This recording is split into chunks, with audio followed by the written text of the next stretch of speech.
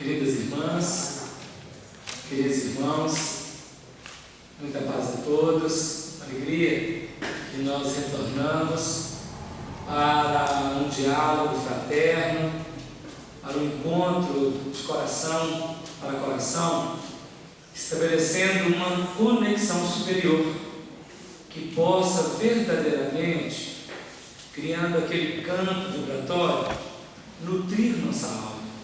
Carentes que estamos das verdadeiras expressões do amor, das verdadeiras expressões do afeto, nutrir nossa intimidade daqueles recursos indispensáveis prometidos pelo Cristo a todos os que verdadeiramente, em espírito e verdade, patrocinassem a equação do seu amor na terra.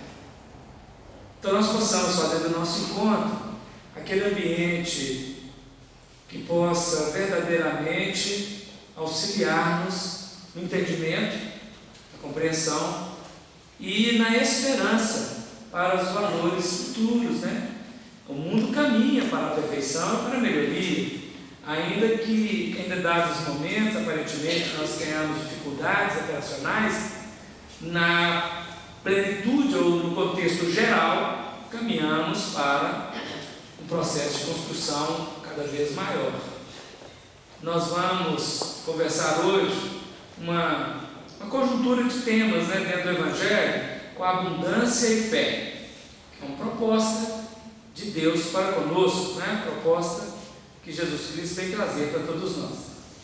Nós pegamos um versículo de referência, vai ser repetido lá na frente. Poderia pegar um monte, mas nós pegamos esse porque ele abre o horizonte. Primeiro patriarca nomeado no Velho Testamento, quando, isso aqui é uma reflexão de Paulo de Tarso na carta aos Hebreus, no capítulo 11, ele dirá assim: pela fé, Abraão, sendo chamado, obedeceu, saindo para um lugar que havia de receber por herança, e saiu sem saber para onde ia. Nós não sabemos para onde estamos. Nós não sabemos para as delícias e belezas do reino de Deus para onde vamos. Nós temos notícias, fazemos interpretação baseado em experiências de passado. Porque como construir o novo, o não vivido em nossa mente?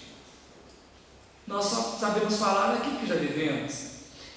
Para onde nós vamos? Não sabemos que não é questão de lugar, não é questão de espaço, é questão de tempo, é uma condição de consciência, de plenitude. E a fé deve ser aquele ingrediente a favorecer esse encaminhamento, Mas aqui nós queremos tratar de alguns aspectos, começando pelas experiências dos seres que, tendo a oportunidade, não fizeram, tendo o convite, não aderiram, para transitarmos entre aqueles que, tendo o convite, aderiram ao convite, aceitaram o convite, entre aqueles que abandonaram o lugar que era devido e colocado, para transitarmos entre aqueles que conseguiram verdadeiramente apropriar dos valores. Então vamos começar sempre do começo, sempre da base, vendo esses três aqui, e mais a maçãzinha, A Eva era muito bonitinha, Pena que a sogra dela não a conheceu, não é? E ordenou o Senhor Deus ao homem, dizendo, está lá no Velho Testamento, no Gênesis: de toda a árvore do jardim comerás livremente, mas a árvore do conhecimento do bem e do mal, dela não comerás, porque no dia em que dela comeres, certamente morrerás. Olha a proposta, a misericórdia divina na parceria com o homem, Deus convidando o homem para o trabalho de parceria, o trabalho de conjugação de forças, onde Deus, o absoluto doador de bênçãos, convida o homem em parceria para nutrir de todos esses valores, à exceção de uma expressão, porque pode comer de toda a árvore que está no jardim. Não é de uma só, não. Deus oferece todas as possibilidades. Há uma exceção, que aqui é colocada, e que geralmente a rebeldia da negligência escolhe a exceção.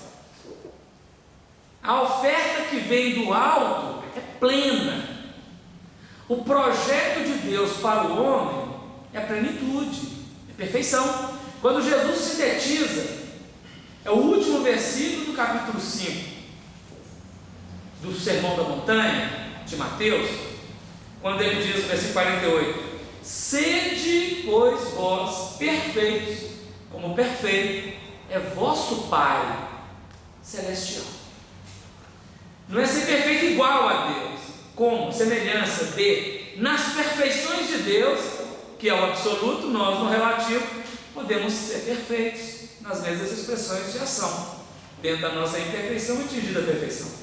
Ordenou é uma ordem, um projeto como ordem, imperativo. Coma de tudo que está aqui. Agora, a árvore do conhecimento do bem e do mal, dela não comerás. É claro que aqui, nesse símbolo, a árvore da vida e as outras árvores representam o amor e as expressões vinculadas ao amor diante da vida. Dela nós devemos nutrir. Mas a árvore do conhecimento do mal e do bem, aquela que faz o juízo de valor, e que uma vez feito o juízo de valor, tendo as ponderações, aplica a lei, aplica-a na vida, esta, segundo o livro dos Espíritos, é uma atribuição de Deus. Não é dado ao espírito humano fazer justiça com as próprias mãos. É a lei de justiça. O conhecimento do bem e do mal é a ponderação da balança, o fiel da balança da justiça. Essa nós não deveríamos nutrir dela. Nós não deveríamos levantar a nossa clava para fazer justiça com as próprias mãos. Por isso criamos instituições e órgãos dentro da sequência social, para que ali seja aplicada a lei dentro dos parâmetros regulamentares. Nós, enquanto pessoas, personalidades, indivíduos, trabalhadores na vida, fraternalmente, deveríamos aprender a retribuir o mal com o bem, retribuir a ofensa com o perdão, retribuir o rancor com o louvor. Não repetir ou reproduzir, oferecendo a mesma face para o agressor. Tem que oferecer a outra face, porque se ele agrediu, e se nós devolvermos a agressão, é no mesmo diapasão. Mas se conseguirmos oferecer algo novo, diferenciado, pode ser que dê a ele uma chance de aprender coisa nova. Então, o Senhor Deus faz um projeto com a criatura, com o espírito humano. Utilize todos os potenciais de amor que eu te concedo no jardim da vida, como campo operacional de trabalho, e multiplique, e coma dele, nutra com ele, porque nutrindo dá força para caminhar.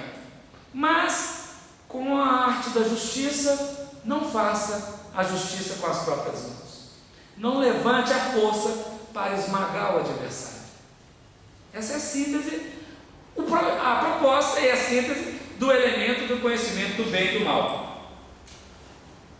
E nós que somos egressos dos reinos inferiores da natureza e chegamos no reino humano com todo o vigor expansionista, querendo dominar, essa linguagem não cai bem, não é?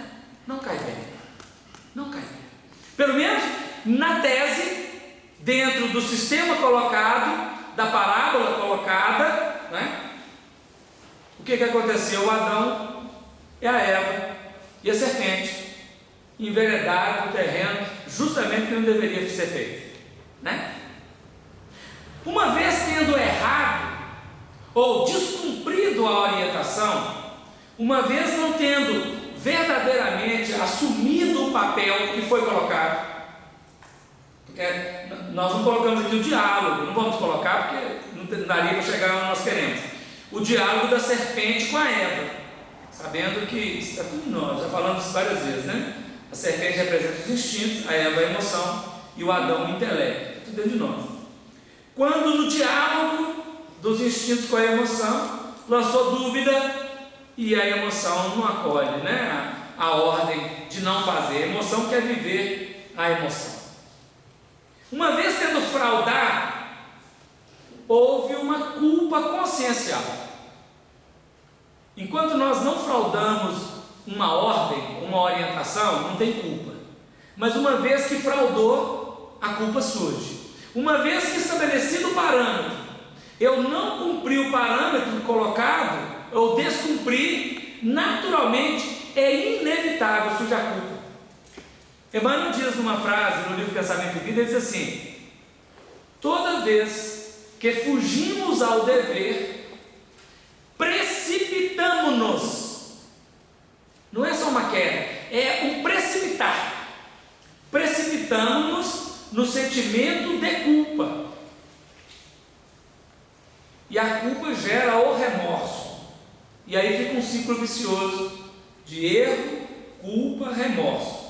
Erro, culpa, remorso. Só que a primeira culpa, a culpa original, ela tem uma substância. E derivada dela nós encontramos várias culpas chamadas secundárias, que não é a coisa em si, é derivação, um mecanismo psicológico de defesa, de fuga da realidade, e aí nós nos perdemos nos problemas da culpa secundária. Mas aqui ainda estamos na culpa original. Quando, tendo fraudado a proposta, alimentado daquilo que era interditado, estava interdito, fugiu Adão, não tinha para onde fugir, não tem jeito de fugir de Deus, gente? Mas ele que tomava o chá das 5 com Deus todo dia, era chá das 5, no paraíso, naquele dia Deus chegou, a mesa não estava colocada, e o Adão não estava. Aí o Senhor Deus chamou Adão e disse: onde estás?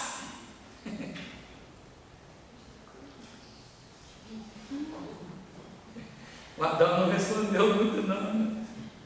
E ele disse depois: ouvi tua voz soar no jardim e temi, porque estava nu e escondido. Olha nessa frase, a culpa consciencial, eu tento fugir, mas tem gente fugir da gente mesmo, A gente pode errar, mas não tem jeito de fugir da gente mesmo.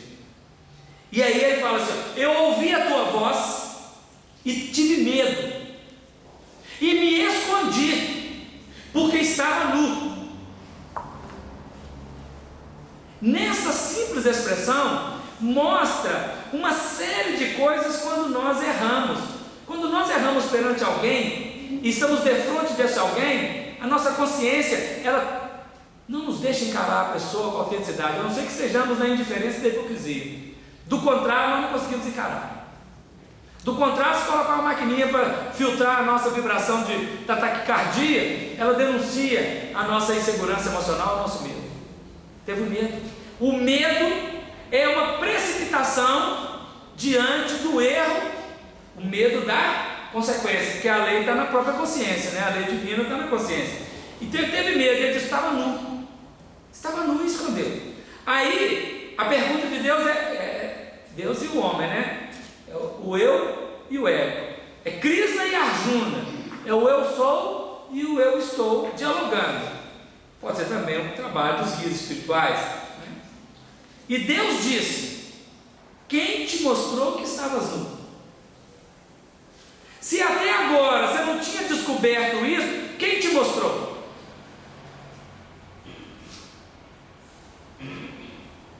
Comeste tu da árvore que te ordenei que não comesses? Era uma única equação. Para ter aquele sentimento só estava presente se tivesse feito aquilo que não deveria fazer. Quem não mentiu não precisa de fazer esforço de recordação para contar o mesmo caso outra vez, 10 anos depois. Porque quando a gente mente, a gente não sabe para quem que mentiu. Para um a gente mente um tanto, para o outro a gente mente um tanto, para outro tanto. E na hora que vai repetir a mentira. Mas quando nós falamos uma verdade, a verdade é a verdade em qualquer lugar, porque quando a verdade é aquilo que está sustentado no fato, não é interpretação.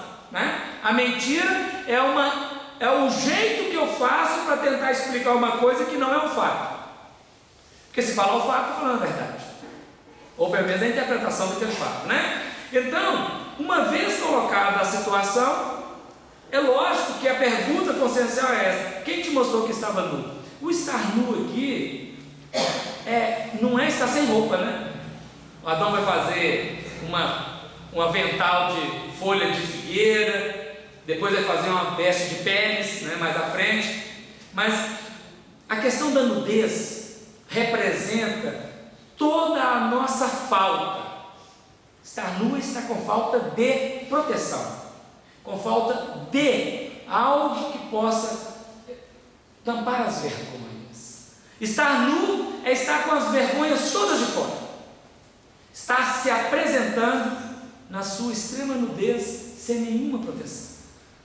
E isso para nós é muito difícil, porque nós, ao relacionarmos uns com os outros, nós não queremos que apareçam as nossas dificuldades. Nós tendemos a esconder as nossas dificuldades.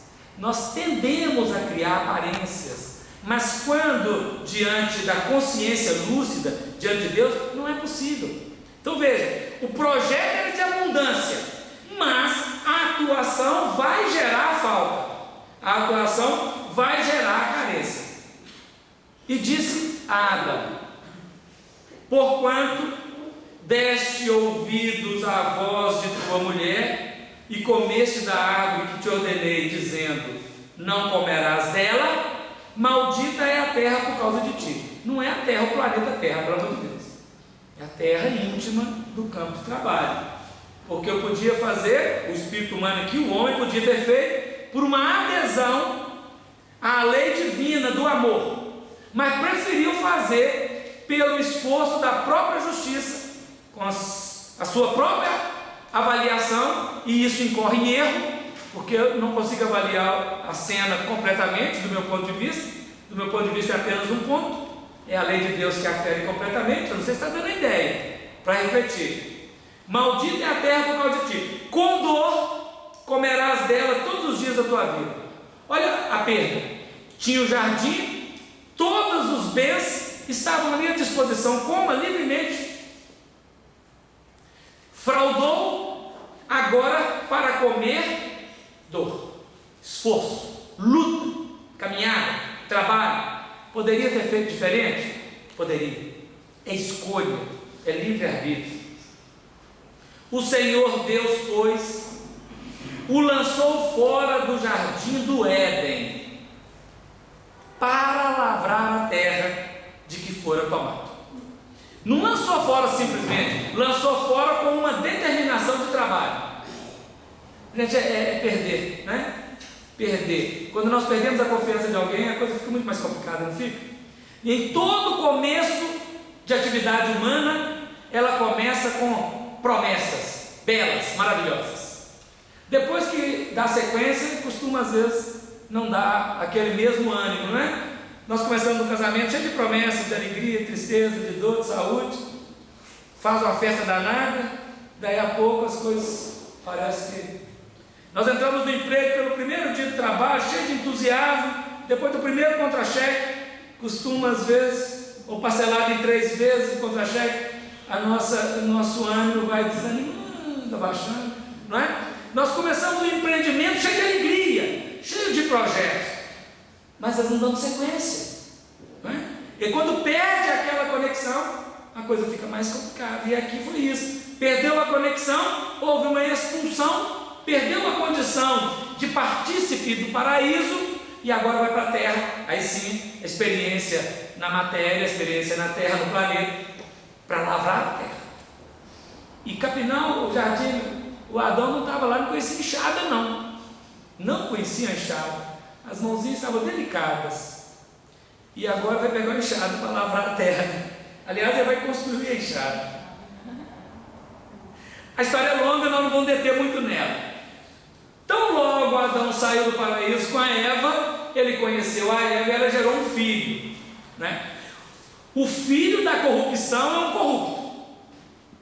O filho da corrupção é um corrupto. Mas não necessariamente que todos sejam, porque ela vai ter 2 filhos, um sim e outro não. Mas o primeiro é. O filho do engano, naturalmente o engano vai gerar engano. Nasce o Caim. Vou voltar porque não está no texto aqui, não está colocado aqui. Todo mundo conhece, mas é só para recapitular. Caim e Abel cresceram. Abel era pastor de ovelhas, Caim era lavrador de terra. Não, o outro vai nascer muito depois. O outro é o 7. É o 7. 7. Eu acho que vai chegar aqui, daqui a pouco. Então o Caim fez a oferta do trabalho dele. E Abel também fez. E o Senhor Deus atentou para a oferta de Abel e não atentou para a oferta de Caim. Aqui começa uma outra experiência. Quando o Caim se viu em desprestígio em relação ao Abel, ele teve um sentimento de inveja. O sentimento de inveja gerou nele o descair semblante. Fez bico, né? Fez cara fechada. Da cara fechada ele foi à ira. E da ira ele foi ao assassinato. A história é assim. Aí o Senhor Deus faz uma pergunta para ele. E o Senhor Deus disse a Caim: por que te iraste? Os dois trabalharam, fizeram o serviço e fizeram a oferta. Deus aceitou de um e não aceitou do outro. Por quê? Deus não faz acepção de pessoa. Por que não aceitou? Então vamos dizer no texto, né? Por que te iraste? E por que descaiu o teu semblante? Então é letras de Gênesis, né? E aí vem uma arguição. Se bem fizeres, não é certo que serás aceito? O que ele está dizendo? Você não fez bem feito. Não fez bem feito. A mãe da Chapeuzinho Vermelho falou com ela assim: olha, você vai para a casa da sua avó, mas você passa por esse caminho aqui. Aí a história diz que ela foi, passou por caminho, encontrou o que não precisava de encontrar, não é? Não fez bem feito. Aliás, nós espíritos humanos vivemos caçando um jeitinho de ganhar dinheiro fácil. O dia inteiro nós ficamos pensando assim: o que eu faço para ganhar dinheiro sem precisar trabalhar? O que eu faço para ganhar tal coisa sem precisar fazer tantas coisas? É isso, tentando fazer não certo. O que deve ser feito é cumprir o dever.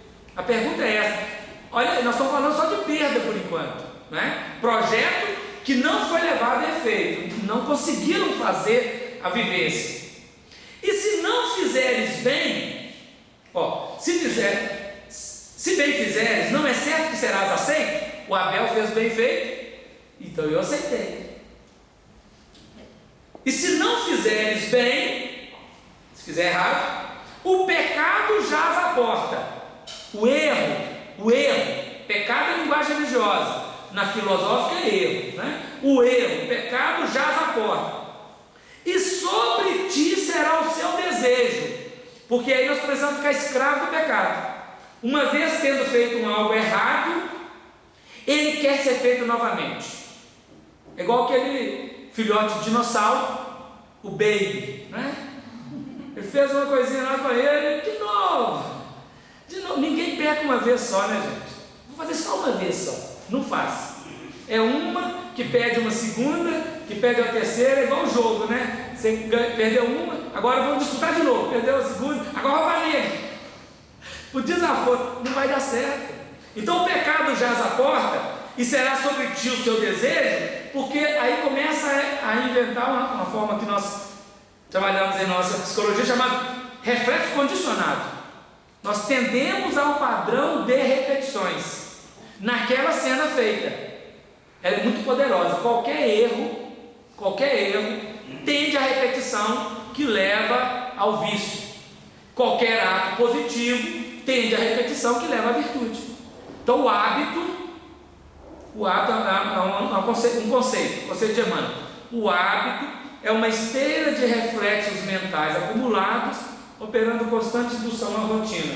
Ou seja, é repetição. A vida é calcada na repetição.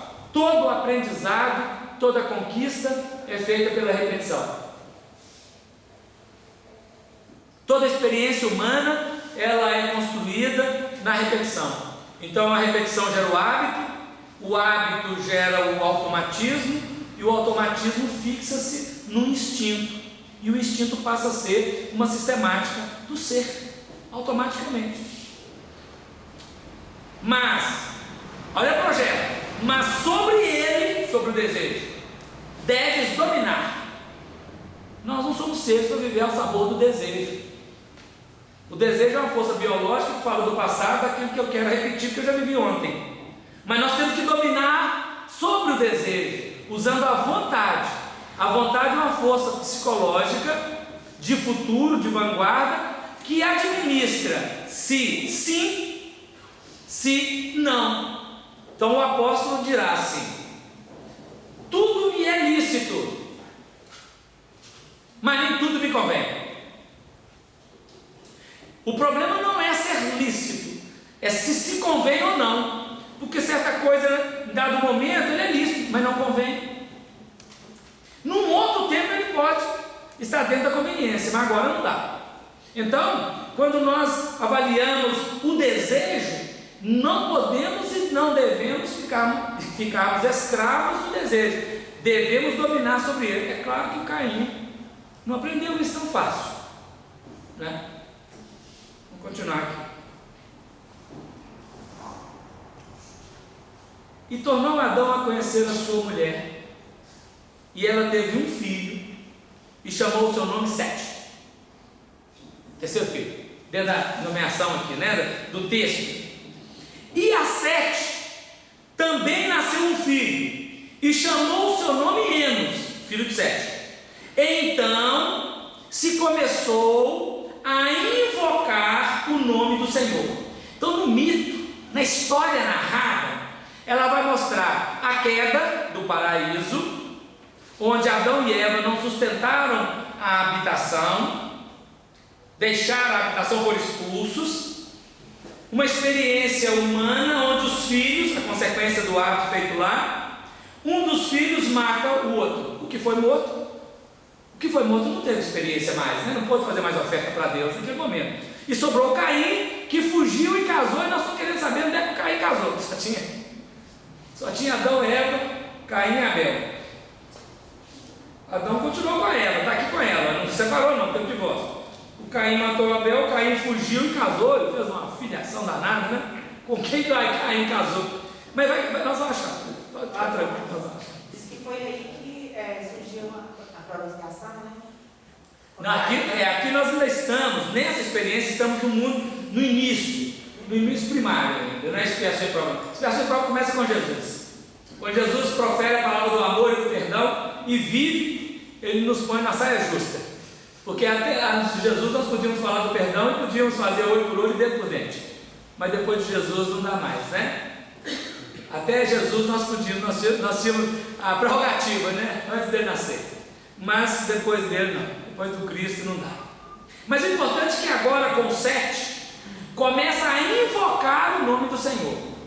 Ou seja, é uma tentativa com Enos, descendente de Sete, descendente de Adão e Eva, de reciclar e voltar à conexão. Que havia desconectado. O Caim desconectou completamente. O Caim discutiu com Deus, né? Nas aferições de consciência, o Senhor Deus fala para Caim: onde está seu irmão? Ele falou assim: eu sou lá guardador de meu irmão. Ele matou o cara, escondeu debaixo da ponte.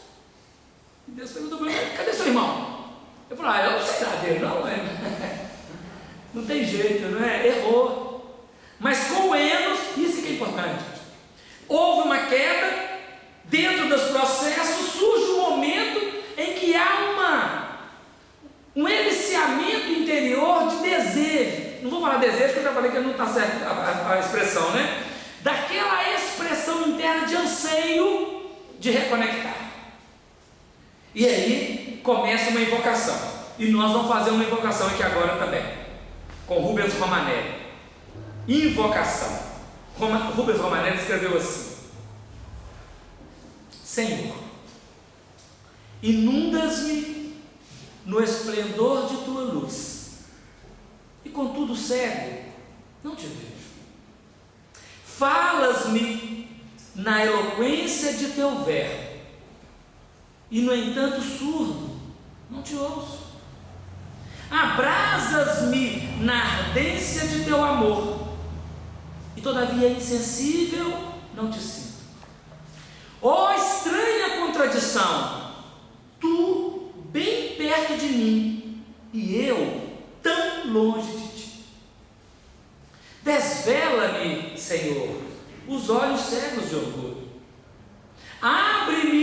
ouvidos surdos de vaidade, e insensibiliza meu coração duro de maldade, para que eu descubra tua divina presença na intimidade do meu ser. Deus está dentro de nós, não está fora. Santo Agostinho, nas suas reflexões, ele dirá assim: muito me fatiguei procurando-te fora de mim, longe, quando tu habitas em mim. O Santo Agostinho, que vivia num ambiente de complexidades exteriores, ele converte-se, mas continua procurando Deus fora, até o dia que ele descobre, na intimidade dele, pelas reflexões que ele faz, as confissões, o autoconhecimento, ele descobre Deus nele. E nós precisamos descobrir a divina presença em nós. Desvela-me, Senhor, repetindo, né? Os olhos cegos de orgulho, abre-me os ouvidos surdos de vaidade e sensibiliza-me o coração duro de maldade. Orgulho, vaidade e maldade são os atributos que nós vimos até agora da queda da emoção da Eva, né? O erro da Eva e de Adão, a dureza do Caim, a inveja do Caim, a ira e outros elementos.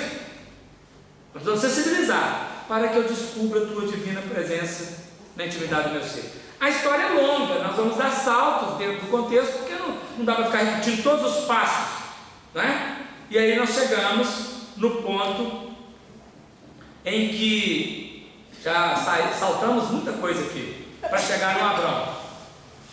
É um projeto, um novo projeto de Deus para com o homem, uma proposta de reconexão, uma proposta de crescimento em abundância diante da vida.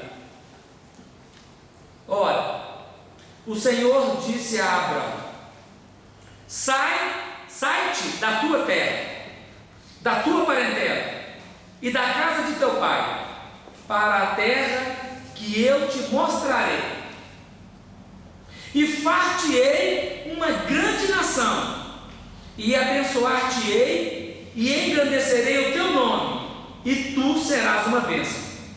Esse é o projeto, novamente, de Deus para o homem. Vai pensando nesse sentido assim: você sai de onde você está, desvincula desse ambiente complexo do passado e vai para uma outra terra que eu vou te mostrar, faça nova conexão.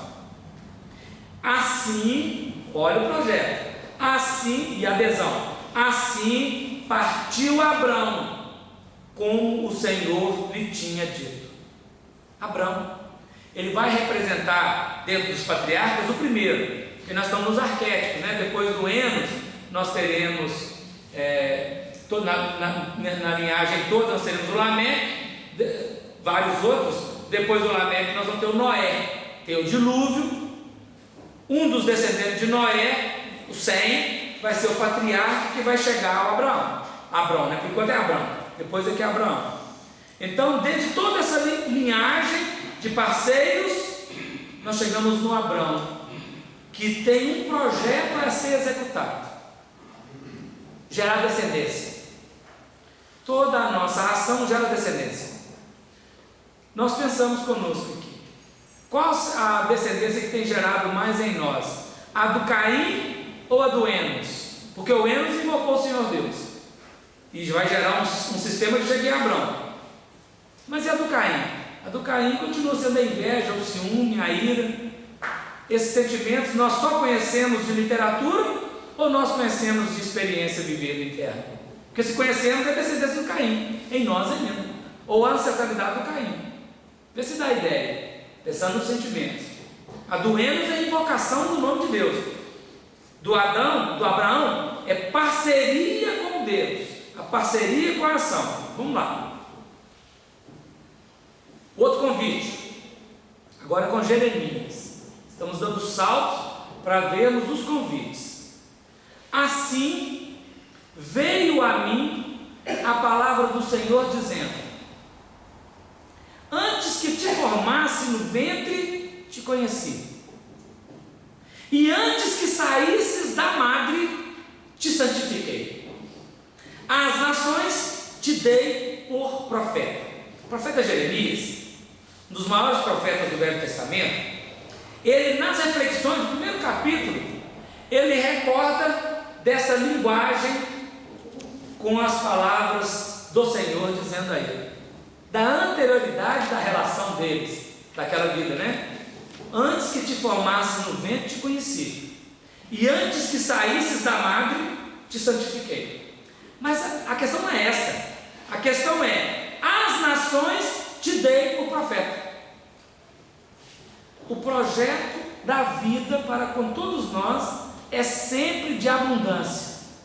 O projeto da lei divina para com toda criatura é para que ele cresça e multiplique e transforme a vida onde está. E o Jeremias atendeu o convite, o Jeremias deu o recado, o Jeremias conseguiu patrocinar a vida. O Abrão saiu daquela terra e foi constituir toda uma sistemática. De Abrão vai nascer Ismael, ele vai ter o nome mudado e vai nascer Isaac. Ismael é pai dos ismaelitas, os ismaelitas geraram o mundo árabe. Isaac é pai de Jacó, e Jacó vai gerar o mundo de Israel, as 12 tribos. São dois irmãos, do mesmo tronco, mas cada um caminha por caminhos diferentes. Ismael hoje é o guia espiritual do Brasil, filho de Abraão e Agar. Ou seja, o trabalho de Abraão gerou descendência, gerou trajetória, que até hoje tem dado frutos. O fruto de Ismael e o fruto de Isaac não tem sido bom até hoje. O mundo árabe, o mundo judeu, no sentido só biológico, né? Estão num conflito, até hoje em guerra. Não conseguiu trabalhar a fraternidade. Cresceu em descendência, mas não gerou fraternidade. O projeto é reconciliação. Agora, pensando em humanidade, nós temos no Brasil hoje todo um projeto para sermos, no futuro, ou de agora para frente, aqueles que vão conseguir trabalhar no mundo da concórdia. Vai ser um Brasil, não tem condição disso não, mas vai fazer. Outro convite. Agora já estamos no Novo Testamento. Saímos do Velho e vamos para o Novo. Projeto de Deus para o homem. No dia seguinte, dentro do processo, João Batista estava outra vez ali, e 2 dos seus discípulos. João era um profeta com seus discípulos. Foi quando Jesus esteve com João, né? E vendo passar a Jesus, disse, ele fala para os discípulos dele: eis aqui o Cordeiro de Deus. Projeto, gente, ele não faz, olha como é que é bonito. Geralmente nós, na nossa vida, queremos segregar os outros só para nós. Aqui com Deus é diferente, né? A parceria com Deus é, olha, ele é maior, vai com ele. João projetando 2 discípulos para seguir Jesus. Nós na terra, até mesmo para dividir quem vai jogar bola com a gente, a gente busca os melhores, né? Para nós. João está oferecendo os melhores que ele tinha para seguir Jesus.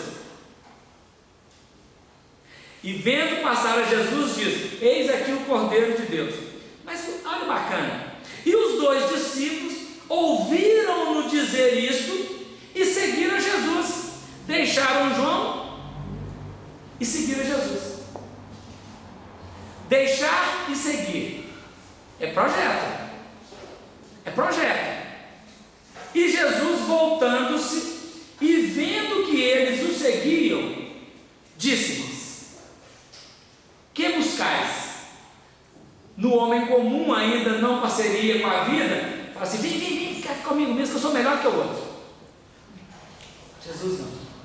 A vida nos faz uma pergunta: que buscais? O que você está buscando? E eles disseram: Rabi, quer dizer mestre, onde moras? Parece um diálogo assim, sem conexão, né? Que buscais? Ele falou: onde moras? E ele lhes disse: vinde e vede. Foram e viram onde morava e ficaram com ele aquele dia. Então até hoje. Estão até hoje. O convite não é nem um convite. Quem projetou foi João Batista. Eles seguiram. Jesus perguntou: o que vocês estão buscando? Onde você mora? Falei: vem ver. Vinde e vede, né? Porque é experiência. É experiência.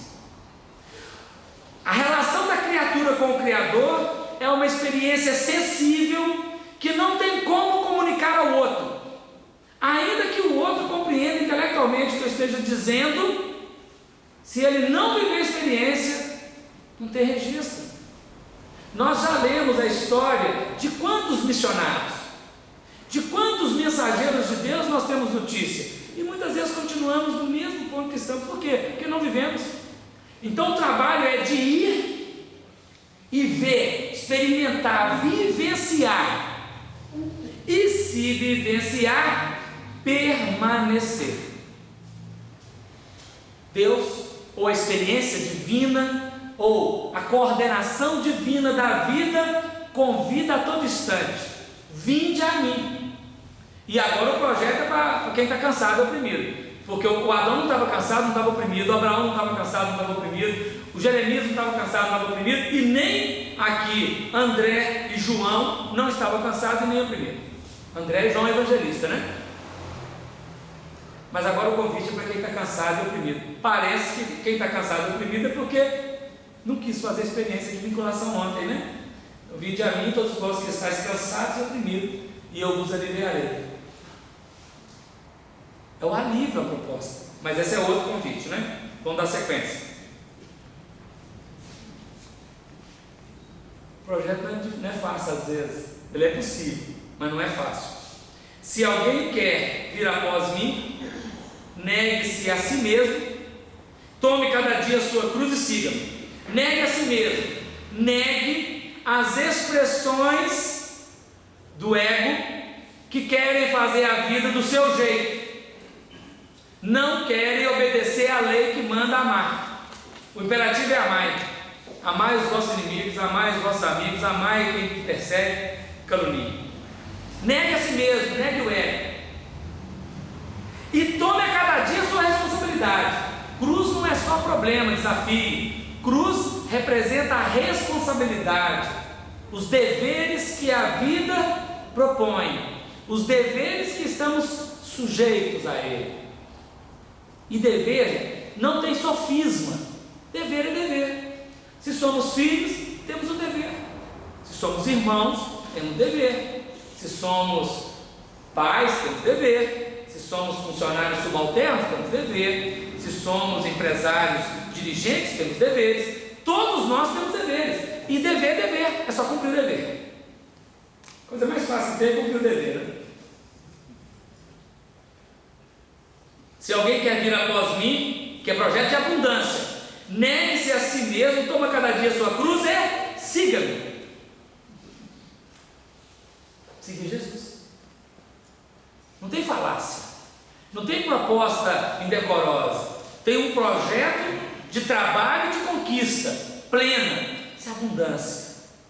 Resta saber. Emmanuel tem uma página que, comentando isso, que ele fala assim: consegues ir?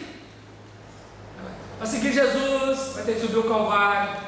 Para seguir Jesus, vai ter que viver a experiência do perdão. Vai ter que comer a árvore da vida. Diante das expressões que acontecem, o amor, o perdão, a tolerância, a paciência. É a árvore da vida. E não fazer justiça com as próprias mãos, que é a árvore do conhecimento do bem e do mal.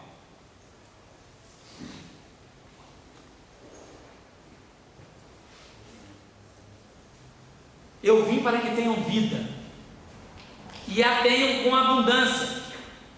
Paulo vai escrever sobre isso. Ele vai escrever assim: e o mandamento que eu achei que me era para a morte, eu descobri que é para a vida. A nossa experiência humana, quando nós começamos a seguir uma empreitada de religiosidade, parece que a religiosidade só tem não. Não roubar, não matar, não adulterar, não isso, não aquilo, não mentir. Só tem não. Mas tem sim também. É a abundância. O desativar um sistema de erros, o desativar um sistema de confronto e o ativar um sistema de vinculação saudável é a abundância. Jesus veio para isso. A parceria que Deus nos oferece é para a abundância. E por que nós estamos carentes até agora? Porque quem está carente não tem abundância, ou tem abundância de carência, né? Está invertido. Quem estamos vazios, sem sentido. O índice de suicídio no mundo a cada dia está crescendo. O índice de desconexões psicológicas com a lei divina a cada dia está crescendo. A tentativa de institucionalização da morte a cada dia grita no planeta. É pena de morte, é aborto, são forças gritando. Uma desconexão completa. Perdemos aquela vinculação, mas o projeto é de reconexão, de retomar a parceria, de reposicionarmos como filhos na relação abundante. Vamos ler um novo texto. Está cheio de texto aqui hoje, mas é para a gente ler, né? O Rubens Romanelli também escreveu quando estava encarnado. Ele fala assim: diante da vida. Li tirado, achei que estava muito, mas depois a advogada de defesa falou assim: não, deixa isso aí, não tira não. Vamos deixar. Diante da vida. Milhões de vidas passaram antes de ti e consumiram-se na voragem do tempo. Passaram sem se encontrarem a si mesmas, porque passaram correndo atrás de outras vidas. Não te iludas, buscando a vida fora de ti, no prazer, no dinheiro, na fama, na glória. Porque o prazer, o dinheiro, a fama e a glória passarão no trânsito de todas as coisas e deixar-te-ão de mãos e coração vazios. Evita, pois, renovar o suplício constante de cada dia. Jamais permitas que as convenções mundanas oponham embargos ao surto criativo da vida. Deixa que ela se exprima em ti na plenitude e espontaneidade de suas forças. Se realmente queres libertar-te da ilusão e escravidão dos sentidos. Não procures caminho para o encontro com a vida. Quem procura um caminho para vê-la, arrisca-se a não encontrá-la jamais. Entre ti e a vida não há caminhos, simplesmente porque entre ti e ela não há espaço nem distância. Tu a desconheces porque te desconheces a ti mesmo. O segredo de tua felicidade está em conheceres a identidade da vida que está em ti, com a vida que está em teu semelhante. Não pode haver conflito entre duas ou mais formas de vida, quando elas descobrem a identidade de sua essência. Namastê. Deus em mim, saúdo o Deus que está em ti. Conta que um mestre ensinava ao seu discípulo que Deus estava nele, Deus estava em todos, estava nas pessoas. E o discípulo, entusiasmado, desceu do alto do templo e foi para a praça pública. E como o trânsito na Índia é um trânsito possível, vinha um elefante em disparada em direção ao discípulo. No alto do elefante, o guia, que perdeu o controle, dizia: sai da frente. Mas o discípulo, aprendiz do mestre, disse: Deus está em mim, Deus está no elefante, Deus não pode estar contra Deus, Deus não vai ferir Deus. E foi, e o elefante vem, e sai, Deus está em mim, Deus está no elefante, e foi aproximando. A velocidade do elefante não é nada muito rápido, mas foi, pá, passou por cima dele. Não matou não, só quebrou alguns ossos. Ele recuperou os dias, voltou ao templo, falou: mestre, não deu certo, Deus não está em todo mundo não. Deus não está mesmo, eu vi, entendi? Aí o mestre pediu, ele contou a história, né? O mestre ouviu e falou: pois é, mas Deus estava em você, Deus estava no elefante, mas Deus também estava no guia e falou assim: arreda um pouquinho. Se você tivesse ouvido Deus do guia e arredado um pouco, o elefante passava, não tinha acontecido nada. Então nós somos parciais da coisa. Entre nós e o outro tem diferença, porque somos da mesma substância. mesmo Pai, não é? Nós somos irmãos não porque nós queremos, não, porque é filiação mesmo divina. Agora, amizade nós elegemos, né? Continua o texto, não paramos, não, é só ter um pause. Não te aflijas com a perda dos teus haveres. Lembra-te sempre de que não há pobreza para aquele que compreendeu o espírito da vida. Diante da vida, não tenhas medo ou coragem, porque medo ou coragem são atitudes incompatíveis com o espírito da vida. Tem simplesmente compreensão, porque compreensão é o que ela te pede para franquear-te os seus imensos tesouros. Não pretenda fazer de tua vida uma cópia ou arremedo de outras vidas. Cada qual deve ser a expressão de seu próprio destino, naquilo que este tem de mais nobre e sublime. Sê, pois, tu mesmo, sem imitações nem simulações. Recorda-te a cada instante de que a tua vida se acha entrosada na complexa e misteriosa urdidura do universo. Nada, pois, do que existe te deve ser alheio ou indiferente. Ama a tua vida, mas ama-a com aquele puro e desinteressado amor com que o artista ama a obra em que ele busca realizar-se. Dignifica-te nela, para que em ti se dignifique a própria humanidade. A vida é feita de luta, mas na luta pela vida, nunca assumas uma posição agressiva ou destrutiva, para que não agridas ou destruas a ti mesmo. Diante do mal, pratica o bem. Diante da treva, faze a luz. Diante do ódio, difunde o amor. Diante da mentira, proclama a verdade. Francisco de Assis, né? Não penses que poderás evadir-te da vida pela porta da morte, ou que pela porta da morte poderás ingressar na vida. Nunca estiveste ou estarás fora da vida, nem a vida esteve ou estará jamais fora de ti. Toma, pois, consciência da vida que jaz oculta na profundeza de ti mesmo, se queres tomar consciência de tua eternidade. Diante da vida, projeto de abundância, de autoconhecimento, que o Santo Agostinho fez na época dele e que nos ensina agora, 1000 anos depois, 1400 anos depois, ele ensina na questão 919, letra A do Livro dos Espíritos, o projeto do trabalho do autoconhecimento, revelado pelo templo de Delfos, propagado por Sócrates na história da humanidade, né? O projeto da abundância é esse, o projeto de crescimento diante da vida. Mas vamos continuar, porque nós temos que falar um pouquinho da fé.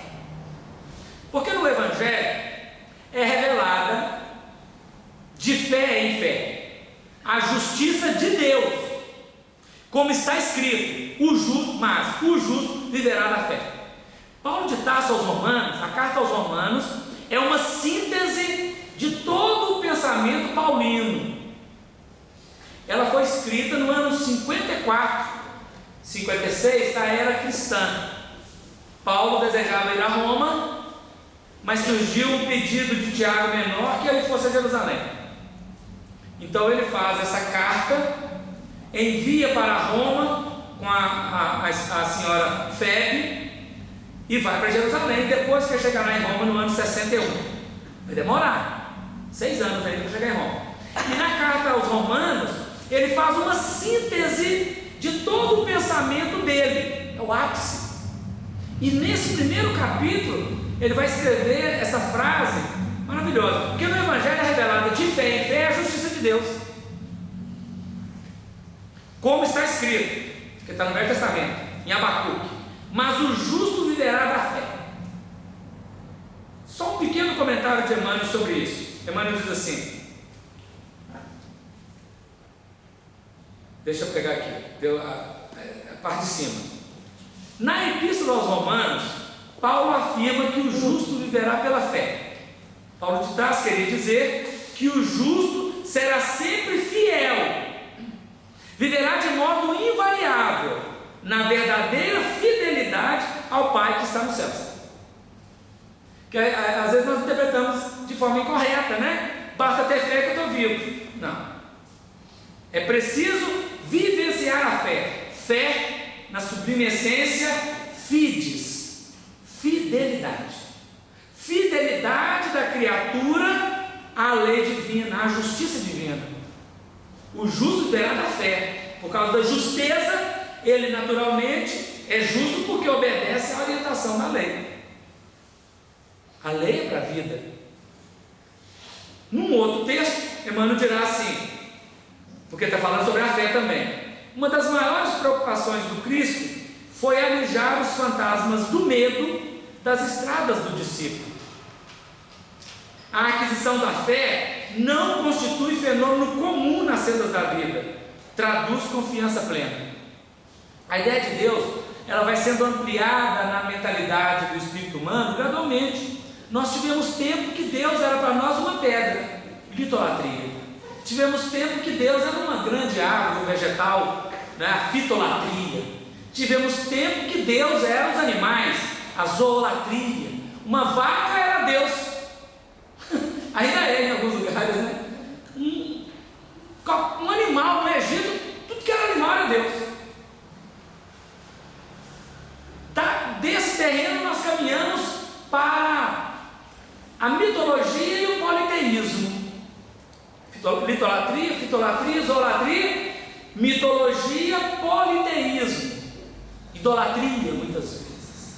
Até que no horizonte psicológico, começando no Egito, começa a ideia do Deus único, mas ficava no tempo dos iniciados. Os sacerdotes falavam para o povo dos vários deuses, mas entre eles estudavam a lei do Deus único, monoteísmo, mas ficou privado. Coube à mensagem de Moisés vulgarizar para o povo a ideia da unicidade divina. Deus é um. O monoteísmo é uma ideia. Do monoteísmo nós caminhamos hoje para um monismo espiritual, não um monismo material. E nesse terreno da ideia de Deus, a fé foi ganhando expressões. O primeiro nível de fé apresentado pela criatura é um fenômeno de fé reativa, a fé emotiva, a fé que tem medo de um fenômeno da natureza e o trovão vira um Deus, a chuva, Deus, ou qualquer outra coisa vira Deus. O panteão romano teve cerca de 30 mil deuses. Era tanto Deus que eu não sabia nem nomear. Você imagina o negócio de 30 mil deuses? Essa fé, daí a pouco, ela começa a ser direcionada por alguns. E ela gera um novo fenômeno, a fé do pajé. A fé sacerdotal, onde alguém destaca devido às suas possibilidades de ampliação psíquica e interpreta o fenômeno e explica para o vulgo. E ele gera com isso um sistema. O pajé passa a ser o sacerdote, elegendo o cacique, que vai coordenar o povo, e nós temos uma parceria de sacerdote e governo na regência dos povos durante muito tempo. Esta fé vai administrar durante séculos a experiência humana, onde alguém detém nele a interpretação, detém nele as forças de condução da experiência dele. Ele é um intermediário. Um novo horizonte no terreno da fé se abre quando é aquela proposta que surge agora na modernidade com Allan Kardec. Uma fé verdadeira é a que pode encarar a razão face a face, em todas as épocas da humanidade. Então é uma fé raciocinada, é uma fé que não crê simplesmente porque é absurdo, uma fé que crê porque compreendeu o fenômeno, entendeu o mecanismo, teve ressonância, uma fé que conhece a lógica, essa fé raciocinada. Mas essa fé ainda precisa ser aberta para um outro terreno de fé. De fé em fé, nós vamos aprender da justiça de Deus. A fé de Maria de Nazaré, a fé de um Francisco de Assis, a fé de Teresa de Ávila, uma fé de alguém que entrega plenamente a sua vida na vontade de Deus. A frase mais famosa é esta, né? Cumpra-se na serva conforme os desígnios do Senhor. Cumpra-se. Essa é uma entrega plena, é a fé e fidelidade da criatura ao Criador no projeto apresentado pelo Criador. Em qual nível da fé nós estamos? Eu não sei. Cada um de nós está num nível. Tem um de nós que está na fé emotiva. Deu um raio, a gente foge e esconde. Se você escutou o raio, o perigo já passou. Escutou o trovão, né? Ninguém escuta o raio. Se você escutou o trovão, o perigo já passou. Porque o raio já caiu há muito tempo, né? A velocidade da luz é muito maior. Então não precisa ter medo do trovão. Deixa para os cachorrinhos. Nós não temos medo de nada, né? Encarar a vida. Nós podemos estar na fé sacerdotal ainda, de alguém que interpreta para nós. Podemos estar na fé que raciocina, que elabora, que busca convicção por si próprio. Ou já podemos estar na fé de entrega, na fé de ampliação profunda. O Espírito José, é um Espírito protetor, escreveu assim, está no Evangelho segundo o Espiritismo, capítulo 19. A fé, mãe da esperança e da caridade. Porque Paulo, quando termina a suprema excelência da caridade, ou do amor, na carta aos Coríntios, ele escreve assim: agora, pois, permanecem essas três: a fé, a esperança e a caridade. A maior delas é a caridade. A filha tem que ser maior que a mãe, né? O filho tem que ser maior que o pai, sem dúvida nenhuma. A fé é mãe da esperança e da caridade. É matriarca. A fé é mãe de todas as virtudes. O texto diz assim, pedaços, né? Para ser proveitosa, a fé tem de ser ativa, não deve entorpecer-se. Mãe de todas as virtudes que conduzem a Deus, cumpre-lhe velar atentamente pelo desenvolvimento dos filhos que gerou. O Adão e a Eva não tiveram fé e não fizeram parceria com Deus. Não fizeram. A esperança e a caridade são corolários da fé e formam com esta uma trindade inseparável. Não é a fé que faculta esperança na realização das promessas do Senhor? Se não tiverdes fé, que esperareis? Não é a fé que dá o amor? Se não tendes fé, qual será o vosso reconhecimento e, portanto, o vosso amor? Inspiração divina, a fé desperta todos os instintos nobres, que ela é mãe deles todos, né? E encaminha o homem para o bem. É a base da regeneração. A fé que no horizonte psicológico da criatura vai vendo Deus de várias maneiras. Qual a maneira que nós vemos Deus? Né? Podemos ver Deus em tudo, e Ele está em tudo, mas não é aquilo, está manifestado por aquilo, né?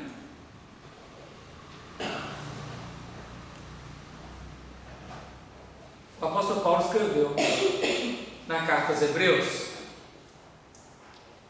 algumas expressões importantes, né? Ora, a fé é o firme fundamento das coisas que se esperam. O Espírito perguntou: o que vai esperar se não tem fé? É o firme fundamento das coisas que se esperam. Esperar o quê? Qual é a nossa esperança? Dizem que a esperança é a última que morre. Mas será que ela morre? Não, não vai morrer. Ela não é a última. Quem morre, não é? Ela não morre. E a prova das coisas que não se veem, né? A gente fala assim: eu só vou acreditar se eu ver. Não vê nada. A gente não vê, a gente interpreta, né? Porque por ela os antigos alcançaram bom testemunho. Veja, ele vai trabalhar alguns aspectos. Nós saltamos alguns e vamos retomá-los aqui, porque está na carta aos Hebreus. Pela fé, continua Paulo, entendemos que os mundos foram criados pela palavra de Deus, de modo que o visível não foi feito daquilo que se vê, foi feito daquilo que é invisível, né? O visível é feito daquilo que é invisível. No caso aqui, para nós, no nosso trabalho, a matéria concreta é a coagulação da energia, que é dinâmica, e a energia é a contração do espírito. Então a matéria, ela é gerada pelo invisível, não pelo que é visível, né? Ela já é o concreto, né? Esse é o entendimento que Paulo apresentava, e nós estamos entendendo com ele, né? A palavra de Deus é o verbo que transmuta conceito em ação. O verbo é uma expressão que define do conceito abstrato, da concepção, à ação. Porque se eu falar assim, andar, e ficar parado, não transmutou de um conceito na ação. Vai falar andar, e movimentar, né? E andar, andei. Então eu tive uma ideia, um conceito, tive um impulso e uma concretização daquela obra. Do invisível chega o visível. Vamos ver. Pela fé, Abel, não tinha falado dele, né? Só citamos. Pela fé, Abel ofereceu a Deus mais excelente sacrifício que Caim, pelo qual alcançou o testemunho de que era justo, dando Deus testemunho das suas oferendas, e por meio dela, depois de morto, ainda fala. O Abel morreu, vamos dizer na expressão, mas por meio da oferta dele, aquilo repercute como filho ainda no tempo e no espaço. Filiação.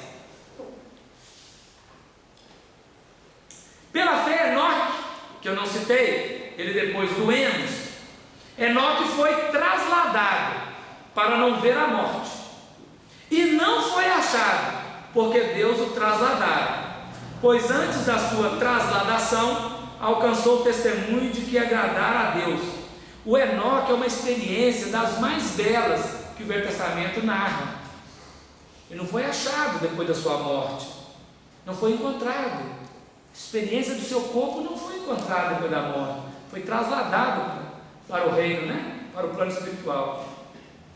Um dia nós vamos entender melhor esse aspecto, porque isso aqui é coisa complexa. Foi assim com ele, foi assim com Elias, né? Foi assim com Cristo, que está caçando o corpo de Jesus até hoje. Não vai achar não. É uma doutrina que vem de longa data discutindo esses aspectos. O Enoque, na literatura, diz que ele viveu 365 dias. Ele é um ano inteiro, completo. Um ano inteiro, pleno. O Enoque ele faz um marco de transição entre um determinado passado e um novo futuro. Porque ele é um marco verdadeiro de atuação de parceria do homem com Deus. Ora, sem fé é impossível agradar a Deus.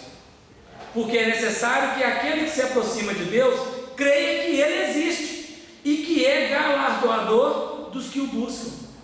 Então veja, a fé aqui já não é simplesmente uma expressão que eu digo, é uma conquista que torna-se mãe dos instintos bons, das virtudes na vida.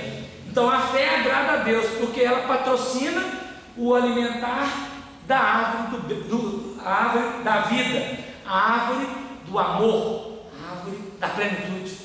Essa é a fé, mãe das virtudes que deve elaborar para nós um crescimento.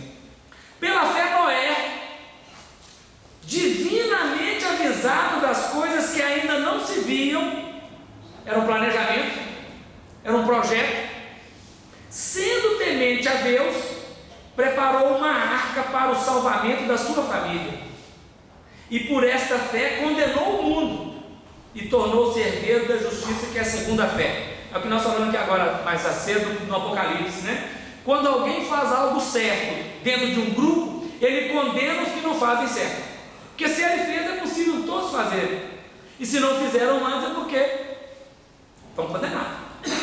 Quando alguém faz corretamente, ele denuncia. E o Noé, sendo avisado, ele desenhou a construção da arca, da casa mental, né? E os outros que não se prepararam, naturalmente, tiveram uma situação mais delicada. Tornou-se herdeiro da justiça, que é segundo a fé. Chegou no Abraão agora. Pela fé, Abraão, sendo chamado, obedeceu, saindo para o lugar que havia de receber por herança, e saiu sem saber para onde ia. Para onde eu vou, Deus? Não importa, vá. E no seu caminho faça o que tem que ser feito.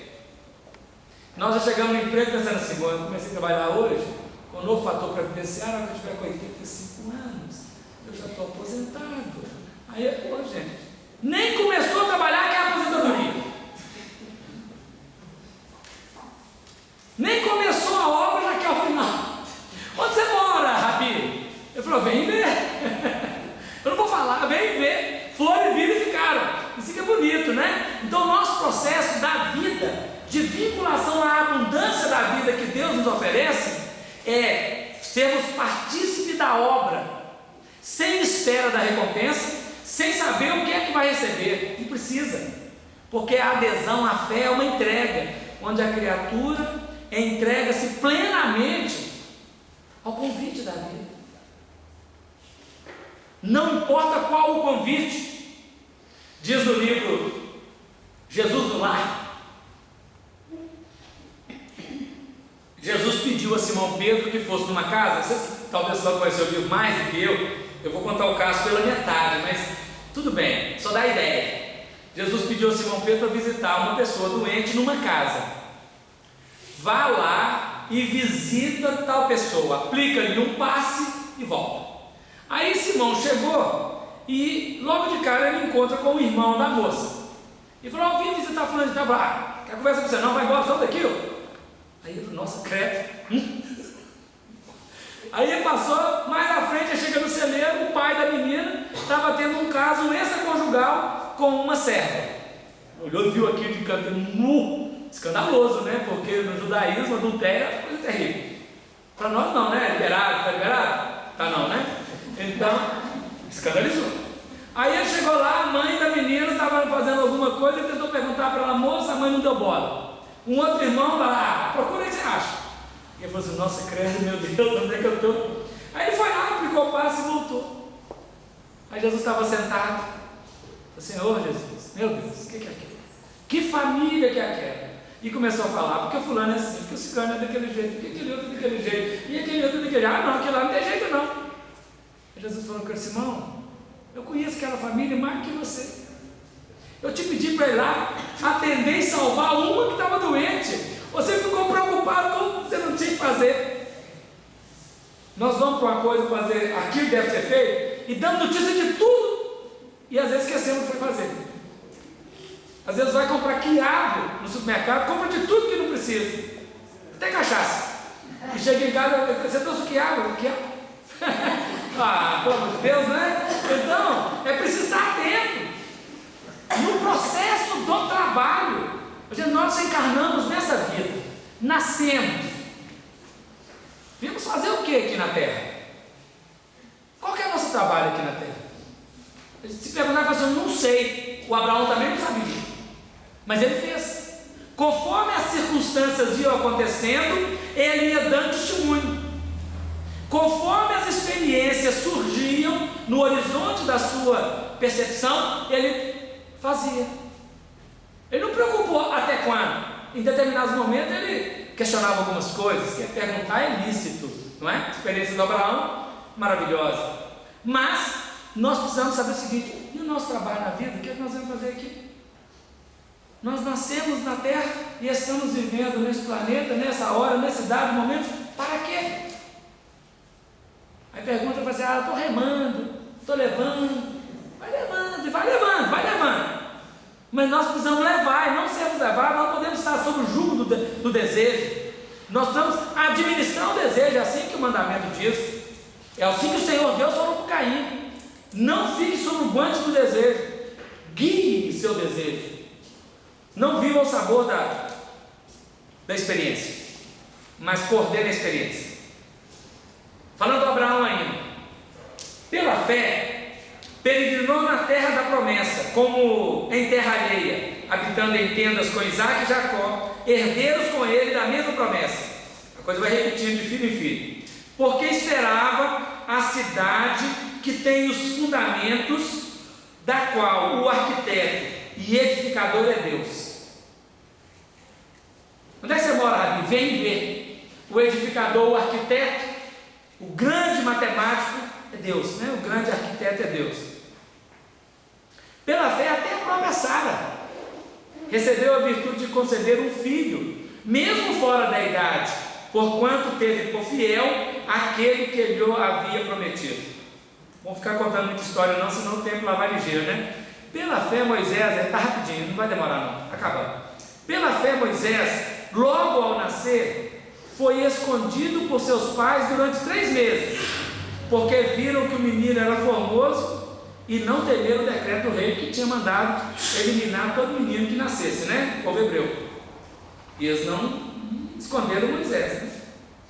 Pela fé, Moisés, sendo já homem, recusou ser chamado filho da filha de Faraó, recusou viver na fortuna dos faraós, escolhendo antes ser maltratado com o povo de Deus do que ter por algum tempo o gozo do pecado, tendo por maiores riquezas o opróbrio de Cristo do que os tesouros do Egito, porque tinha em vista a recompensa. Isso é um projeto, né? Abrir mão das delícias imediatas para conquistar os tesouros no reino do céu, né? Pela fé deixou o Egito, não temendo a ira do rei, porque ficou firme como quem vê aquilo que é invisível. Pela fé os israelitas atravessaram o mar vermelho, não interpretaram não, como por terra seca, e tentando isso os egípcios foram afogados. Estamos falando só da fé, da parceria. Não tem mar vermelho que impeça ser ultrapassado. Pela fé caíram os muros de Jericó, já está muito lá na frente, depois de rodeados por 7 dias com Josué. E que mais direi? Isso é Paulo fazendo uma síntese de toda a história, né? E que mais direi? Pois me faltará o tempo. Se eu contar de Gideão, de Baraque, de Sansão, de Jefté, né? De Davi, de Samuel, dos profetas, os quais, por meio da fé, venceram reinos, praticaram a justiça, alcançaram promessas, fecharam a boca dos leões, apagaram a força do fogo, escaparam ao fio da espada, da fraqueza tiraram forças, tornaram-se poderosos na guerra, puseram em fuga exércitos estrangeiros. Esse projeto de Paulo de Tarso aqui, ele é toda a conquista que cada um de nós pode realizar quando, em parceria com Deus, atendemos o chamado e caminhamos para onde devemos caminhar para atingir aqueles planos mais belos, mais profundos, aqueles planos superiores, aqueles planos que é o anseio de nossa alma. A felicidade é a maior busca do espírito humano, que é o que até agora nós nem sabemos falar o que é felicidade, né? Transmutamos felicidade, que é um sentimento espiritual, muitas vezes em posse de coisas, em posse de elementos que passam, como nós vimos aquele texto diante da vida. Vamos correr atrás de coisas, vamos construir na consciência a plenitude da integração da criatura com o Criador. A fé leva, que é mãe das virtudes todas.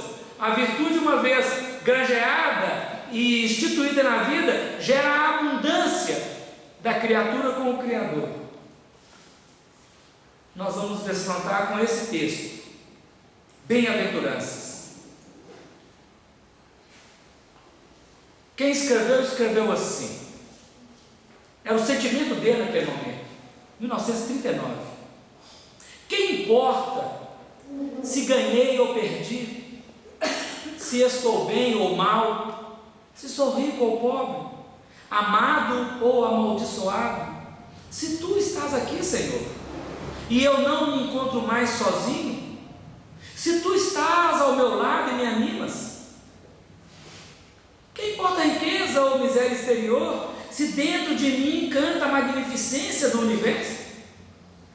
Que importa se nada mais possuo, se sou desprezado e ignoro meu amanhã, se atingir a fonte das coisas eternas? Faz frio, mas eu me abraso, porque me queima o teu amor. Está escuro, mas eu enxergo, porque me ilumina a tua luz. Tudo é silêncio, mas eu escuto a doce música da tua voz.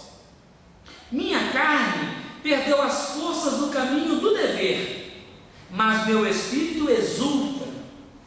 Estão vazios meus sentidos, mas está saciada minha alma. De ti está cheio o universo, e eu te possuo. Acorrei, criaturas irmãs, vinde alegrar-vos comigo, ajudai-me a cantar o cântico do divino amor. escutar. Muitos anos estive sozinho, mas agora está comigo, meu Senhor. Muitos caminhos percorri, mas agora cheguei. Muito tenho lutado e sofrido procurando, agora achei e sou feliz. Onde está o meu desespero? Não mais o encontro. Onde estão os espinhos dolorosos do meu tormento? Não vejo senão rosas. Onde o rugir das forças desencadeadas do mal? Vinde escutar. Canta dentro de mim a música da criação. Vinde, ajudai-me a alegrar. Não tenho forças para ser tão feliz. Vinde, achegai-vos a mim, criaturas de Deus.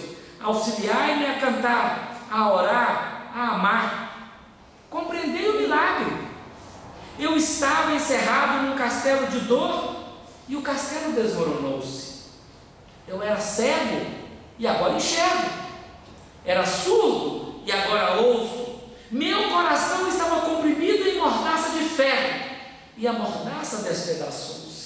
Estava imerso no mar de gelo e agora me acho envolto num incêndio de amor. Sobre minha fronte descansou o beijo do Eterno e eu ressuscitei. Basta, Senhor. Reprime o êxtase do meu coração que se despedaça. Faze-me ainda sofrer, somente para que eu aprenda a amar-te mais intensamente ainda. Essa maravilha de texto, de uma visão funda, está no livro Ascese Mística, do Pietro Baldi, né? Ele estava na Itália nessa época ainda. Quando o Rubens Romanelli escreveu aquele texto lá, do Desvela Meus Olhos, o Rubens Romanelli trabalhava com esse texto aqui. Então ele leu esse texto que já era a vivência do Pietro Baldi, e ele escreve aquele numa resposta anterior, né, ao projeto que está colocado aqui, a definir para nós um processo de vida. Nós estamos num castelo chamado egoísmo, orgulho e vaidade, maldade, incredulidade, e é preciso desmoronar esse castelo numa grande parceria nossa com o Senhor Deus, Criador e Pai. É necessário verdadeiramente entregarmos a nossa vida para que Deus haja através de nós e faça as boas obras que serão vistas pelos homens, e que seja Deus Ele o glorificado e não o agente mensageiro, mas a mensagem que deve ser veiculada, ela que deve ser glorificada. O Atos dos Apóstolos diz que Deus operava maravilhas pelas mãos de Paulo de Tarso. Que Deus possa operar maravilhas pelas nossas mãos operosas diante da vida. E aí estaremos na vivência do Evangelho, granjeando em nós, no outro, abundância, fixando em nós expressões cada vez mais amplas da fé, que verdadeiramente é aquele ponto da fidelidade da criatura com o Criador, respondendo a grande pergunta do apóstolo: Senhor, que queres que eu faça? Que queres que eu faça? E a orientação veio insofismada. Não quero cansá-los mais do que eu já cansei nessa falação minha. Deus possa abençoar cada um, coração, experiência. Deus não é apenas um projeto de palavras. Deus é relação na intimidade profunda do eu real que descobre e desperta. Deus possa ser presente na intimidade de cada qual. E Jesus Cristo, que é o mensageiro de Deus, o Messias mandado à terra por Deus, que Ele possa ser nosso guia e modelo de todos, a orientar nossos passos. E em breve, se essa mesma misericórdia divina, abundante de bênçãos, permitir, nós estaremos juntos novamente para conversar e trocar essa experiência de coração para coração. Tão saudável, tão salutar, tão nutridora. Muita paz a todos, muito obrigado pela atenção de vocês, que Deus possa cada dia mais fazer crescer.